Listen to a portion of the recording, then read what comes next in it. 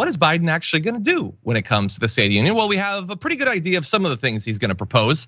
He's apparently gonna include calls for insulin cost caps for privately insured patients and a renewed bid to close the what's considered the Medicaid coverage gap in Republican-controlled states that haven't accepted the Affordable Care Act's Medicaid expansion. So as of right now, the Inflation Reduction Act, which passed last year, that limits monthly out-of-pocket insulin costs to $35, but only for people receiving Medicare.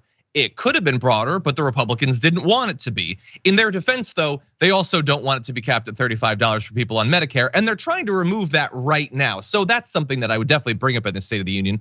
What he's gonna advocate for is effectively everyone who has insurance. Now you could go broader than that. He's saying everyone who has insurance, it should be capped at $35 for this literal life-saving medication. The Republicans do not want that. They don't care if you can afford it or not. They don't care if it bankrupts you or sends you and your family out of your house. They don't care if you die in the streets because you can't afford that. That seems like an important thing to focus on, Ida, and I really hope that he makes a big point of it. Well, coming from two grandmothers that both had diabetes, I would say, and neither was wealthy enough to spend so much money that their survival would be at question if they had to.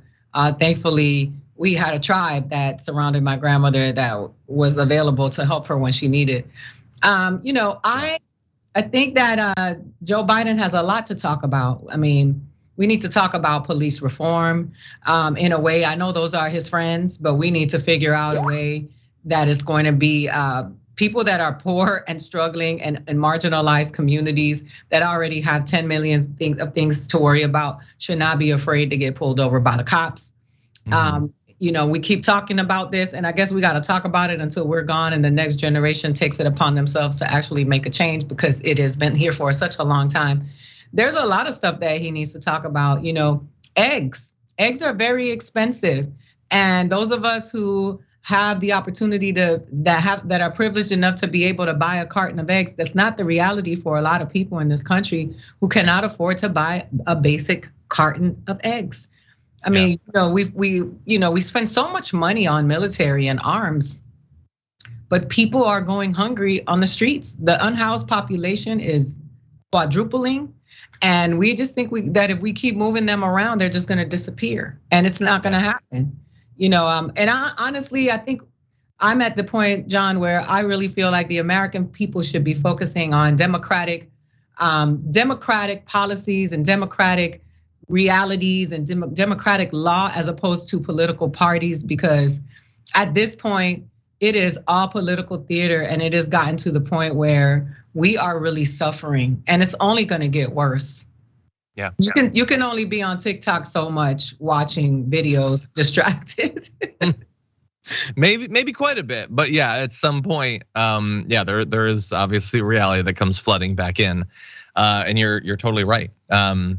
Push for that cap.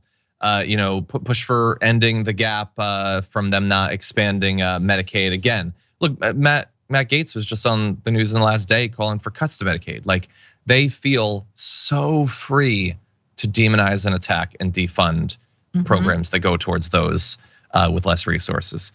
A few other things he's planning to do. He's expected to use the address to call for extending enhanced Affordable Care Act subsidies that his administration say lowered premiums by an average of $800 per person per year. That would be good. Again, all of this, by the way, now would have to get through the Republican House, which obviously seems difficult, or the word I think is impossible. But at the very least, he could make the strong case. And if it isn't gonna happen, there should not be a single person in the country that doesn't understand why. But beyond just when it comes to healthcare policy, he's going to be calling for Congress to pass legislation to ensure that America's richest household pays a minimum of 20% tax on income. That's considered like the billionaire's tax. It would also cover unrealized gains on investments from assets like stocks and bonds. He also plans to call for the surcharge on corporate stock buybacks to increase to 4 times the current rate. It's at 1% right now, so it still obviously would be very low were it to be quadrupled. But considering the massive amount of stock buyback that we've seen coming in the wake of this year-long conversation we had to have about, I wonder why gas is really expensive. Is it inflation? Is it price gouging? I don't know. I mean, they made record profits, so probably one of the two. But anyway, he's calling for a slight increase to that, which would be good. And that would incentivize, in theory, not doing stock buybacks, but instead investing into the actual company, growth, productivity, all of that. So those are potentially good things. Look, those are by no means super progressive proposals. A 4% tax on stock buybacks, or even if like the big headline thing is billionaires tax, well, that's good. That's good, taxing their income at 20%. But we know that for billionaires, their income is a tiny, tiny fraction of the money that they actually make in a year. So taxing that will be something, I guess, but something like an actual wealth tax that Elizabeth Warren and others were talking about during the last election, that would be far more significant. And so these are a few things, Ida, that he is talking about doing. What do you think about those? I mean, you know what I would love? I would love for the American peoples to be able to get like a little pamphlet of information with a glossary of terms, with information so that people could understand what is what. The American people have been hit with so many catchphrases that they move, the inflation, and where that it's not inflation, it's people getting rich and richer and richer and richer on the poor people. Look at during the pandemic, Amazon, how much money they made, and the people are struggling.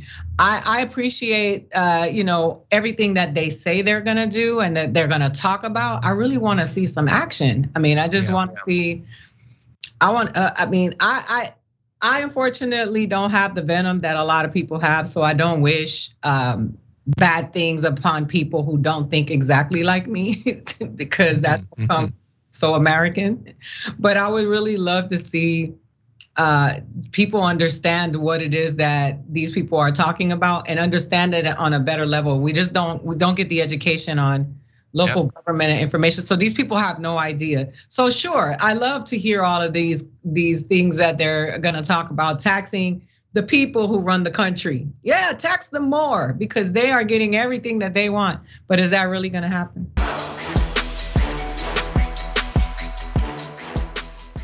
Check out the Damage Report podcast each day, wherever you get your podcasts, whether Pocket Casts or Stitcher or iTunes. You can join me as I give you the news and stories you want, with a range of co-hosts and interview guests jumping in on the fun each day. Again, that's the Damage Report, wherever you get your podcasts. And if you get them at iTunes, don't forget to rate and review. Sometimes I'll read them live on the show.